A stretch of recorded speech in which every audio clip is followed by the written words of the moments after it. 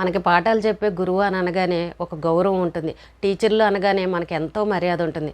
అయితే ఈ రోజున మచిలీపట్నంలో ఒక 70 ఏళ్ల ముసలాయన టీచర్గా రిటైర్ అయిపోయి ఒక 10th క్లాస్ చదువుకునే అమ్మాయిని, మనవరాల వయసు ఉన్న అమ్మాయిని వాళ్ళ ఇంటికి వెళ్ళి ఆ అమ్మాయితోటి చండాలంగా ప్రవర్తించాడు. నిజంగా ఇంత ముసలోడా ఇలాంటి తప్పులు చేసాడేంటానని ఆశ్చర్యపోయే విధంగా చేశాడు ఆయన. ఈ ముసలాయన నన్ను ఇలా చేశాడు అనంటే ఎవరైనా నమ్ముతారు చెప్పండి? అస్సలు ఆ వయసు వాళ్ళని ఎవ్వరూ నమ్మరు.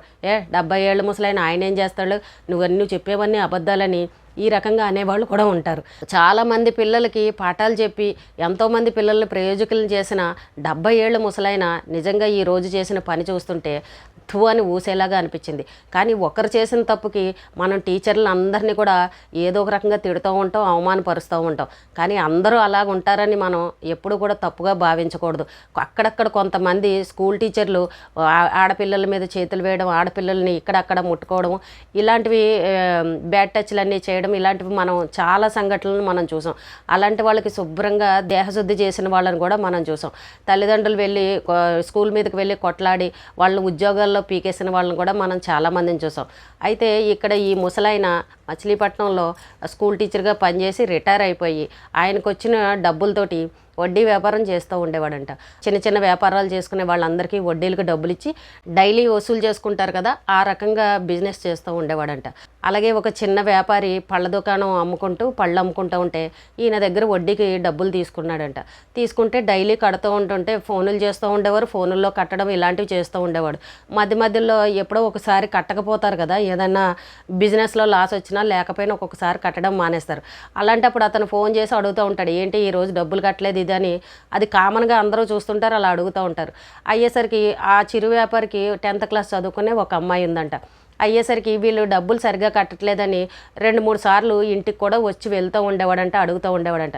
ఈ అమ్మాయి ఉండి సమాధానం చెప్పడం, ఏదో ఒకటి చేయడం, లేకపోతే ఇంట్లోకి వెళ్ళడం, కూర్చుని మంచినీళ్ళు అవి తాగడం, ఆ అమ్మాయితో మంచి చెడ్డ ఏదో ఒకటి మాటలు కలపడం, మాట్లాడడము, ఇలాంటివి చేస్తూ ఉండేవాడంట. చూసిన వాళ్ళు ఏమనుకుంటారండి, వడ్డీకి డబ్బులు ఇచ్చాడు, పెద్ద అయినా ముసలాయన డబ్బుల కోసం వచ్చాడని అనుకుంటారు. కానీ ఎవరో కూడా తప్పుగా అర్థం చేసుకోరు. అంతకుముందు కూడా వచ్చి ఇంటికి వచ్చి ఆ అమ్మాయిని చేతులు పట్టుకోవడం, ఇలా అనడం, అలా అనడం, అక్కడెక్కడ చేతులు వేయడం, ఇలాంటివన్నీ చేసేవాడంట.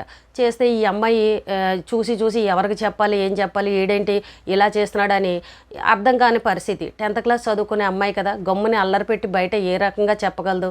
ఇంకా అలా చూసిన తర్వాత ఆ అమ్మాయి తల్లికి చెప్పిందంట, అమ్మ ఇలా వస్తున్నాడు ఇంటికి, ఇలా చేస్తున్నాడు అని అంటే ఇంకా తల్లిదండ్రులు చెప్పినట్టున్నారు, ఈసారి వస్తే వీడియో తీసిపెట్టు, ఎందుకంటే నువ్వు చెప్పినా నమ్మరు కదా, ఎలా అయినా సరే మనం చెప్తే ఏదో డబ్బులు ఎగ్గొట్టడానికి ఇలాంటివన్నీ నా మీద వేస్తున్నారని చెప్పేసి వాడు మాట మారుస్తాడు, ఇలాంటి ఈ వయసు ఉన్నవాడు ఈ తప్పులు చేస్తాడని నలుగురు మళ్ళీ మనల్నే అంటారు, నమ్మరు, కాబట్టి వీడియో తీయని చెప్పేసి తల్లిదండ్రులు చెప్పినట్టున్నారు. ఆ పాప అలర్ట్గా చాలా జాగ్రత్తగా ఉంది. అయితే ఒక రోజున ఇలాగే డబ్బుల కోసం తండ్రికి ఫోన్ చేశారంట. వాళ్ళు చిరు వ్యాపారులు కదా, బయట రోడ్డు మీద వ్యాపారం చేసుకుంటూ ఉంటారు, ఇంటి దగ్గర ఉండరు. అయితే ఈ పాప ఇంటి దగ్గర ఉందంట. అయితే వాళ్ళ తండ్రికి ఫోన్ చేసి డబ్బుల గురించి అడిగితే తండ్రి అన్నాడంట, నేను ఇంటి దగ్గర లేను సారు, నేను 2 రోజుల్లో ఇస్తాను డబ్బులని ఏమో చెప్పాడంట.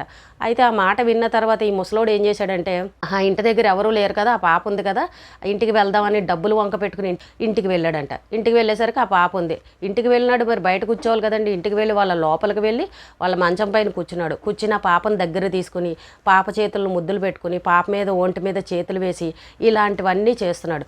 ఆ పాప ఏం చేసింది, అప్పటికే కెమెరా ఆన్ చేసి చక్కగా ఫోను అక్కడ పెట్టింది. అందులో ఫోన్లో అంతా రికార్డ్ అయింది. రికార్డ్ అయిన తర్వాత ఆ ముసలాడు కాసేపటికి సైలెంట్గా వెళ్ళిపోయినట్టున్నాడు. అంటే అంత వయసున్న ముసలివతను చూడండి ఏ రకంగా చిన్నపిల్లల్ని ఏ రకంగా చేస్తున్నాడో. సాధారణంగా ఎవరికన్నా ఈ విషయం ఆ అమ్మాయి కనుక వీడియో తీయలేదు అనుకోండి, ఎవరికన్నా చెప్తే అసలు ఈ విషయాన్ని నమ్ముతారా? ఏంటి మనవరాల వయసున్న తాత నిన్ను ఇలా చేశాడా, ఏ పిచ్చి మాటలు మాట్లాడుతున్నావా అని ఆ అమ్మాయినే తిడతారు, తల్లిదండ్రులు తిడతారు, ఎవరు నమ్మరు కూడా.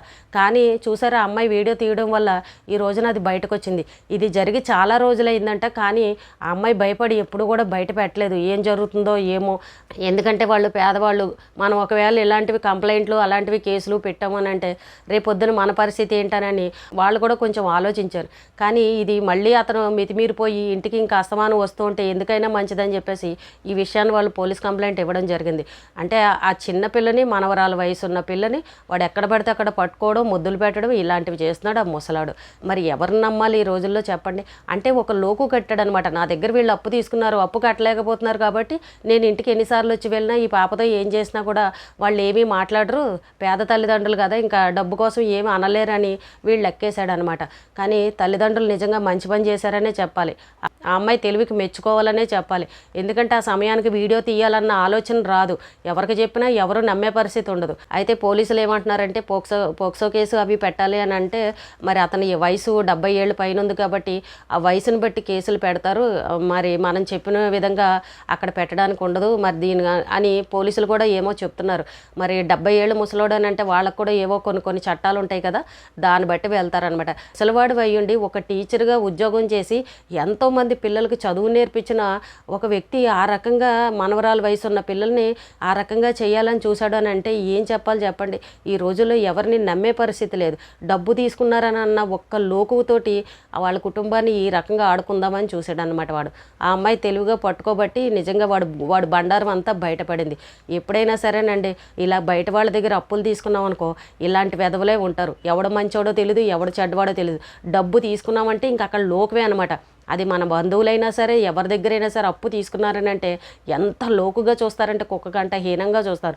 అందుకే ఎప్పుడైనా సరే మన దగ్గర బంగారం కానీ ఏదైనా పెట్టుకోవాలి, డబ్బుని జాగ్రత్త పెట్టుకోవాలి. మనకు అత్యవసరమైన కష్టం వచ్చిందనుకోండి బంగారం పెట్టుకుని తాకట్టు పెట్టుకుని తెచ్చుకోవాలి, మళ్ళీ బంగారం విడిపించుకోవాలి. ఇది బెటరు. ఎందుకంటే పెరిగితే వడ్డీ పెరుగుతుంది తప్ప మనల్ని ఎవ్వరూ అడిగేవాడు ఉండడు. ఇంకొకటి వచ్చి అప్పు ఎప్పుడు కడతామని అడిగేవాడు ఉండడు. కాబట్టి ఎప్పుడైనా సరే కొంచెమైనా సరే బంగారం అనేది కొనుక్కోమంటారు పెద్దవాళ్ళు, అందుకే చెప్తారు. ఆడపిల్లలకు కూడా బంగారం పెడతారు పెళ్ళిళ్ళలో వాటిలో. ఎందుకనంటే రేపు అత్తగారింటికి వెళ్ళాక సంసారంలో ఏమైనా ఇబ్బందులు వచ్చినా కూడా ఎప్పుడొకప్పుడు తాకట్టు పెట్టుకోవడానికి ఉపయోగపడుతుందని అన్న ఆలోచనతో బంగారం కొనుక్కోండి అని అందరూ చెప్తూ ఉంటారు. కాబట్టి కానీ చూడండి ఎవరి దగ్గరైనా అప్పు తీసుకోవాలంటే ఏ రకంగా ఉన్నాయో పరిస్థితులు చూసారా అండి? కాల్ మనీ అంటారు కదా, ఆ రకంగా అయిపోయిందనమాట. చిరు వ్యాపారులు అని అంటే వాళ్ళు ఏ రోజు డబ్బులు ఆ రోజు వస్తేనే వాళ్ళకి పూట గడిచే పరిస్థితి ఉంటుంది. మరి అలాంటి వాళ్ళు కూడా ఉంటారు కాబట్టి కొంచెం చాలా జాగ్రత్తగా ఉండాలి ఇలాంటి వెధవల విషయంలో. అయితే తల్లిదండ్రులు ఏమని చెప్తున్నారంటే మేము ఇంటి దగ్గర లేము అని చెప్పినా కూడా వాడు ఇంటికి వచ్చాడు, నేను ఫోన్లో ఆల్రెడీ చెప్పాను మేము ఇంటి దగ్గర లేవని. లేవన్నప్పుడు వాడు ఇంటికి ఎందుకు రావాలని ఆ పేరెంట్స్ కూడా అడుగుతున్నారు. మరి అది కూడా కరెక్టే కదండి. ఏదున్నా కూడా ఇప్పుడు ఫోన్లో ట్రాన్స్ఫర్లు చేసేస్తున్నారు డబ్బులు, ఇంటికి వచ్చి అడగాల్సినంత అవసరం లేదు. మరి అలాంటప్పుడు వాడు తల్లిదండ్రులు ఇంటి దగ్గర లేరు అని అన్నా కూడా వచ్చాడు అని అంటే ఆ అమ్మాయి మీద ఇలా చెయ్యేశాడు అని అంటే వాడు ఎటువంటి వాడు అక్కడే అర్థమవుతుంది కదా.